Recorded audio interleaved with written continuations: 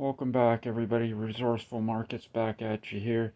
So I just want to give it a little bit of an update here. So at the end of the video there, in part 5, the camera ended because it was a long video. Batteries died. Anyways, this is a bit of an update here. So quick update. So yeah, I got more done on the aquarium cabinet, custom built cabinet.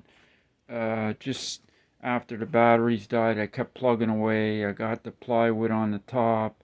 I got the trim work done around the top here. As you can see, the trim work, it's looking good. Here's the bottom shelf that goes in. Okay, how I got it notched out to fit in the bottom here. It goes in the bottom there. Anyways, just a quick update because, like I say, the video, my the battery's conked out. That was almost a 2 hour long video. I think it was about an hour and 40 long video that I shot doing this part. This is the back of the cabinet, okay? The front looks even nicer. The back looks good too, but the front looks nicer. Still got a trim along the bottom. There's a trim work along the bottom. Anyways, looking good, looking good. Happy with it, very pleased. Rock solid, heavy. I could put a Hemi on there. Could probably hold 2 Hemi engines on this.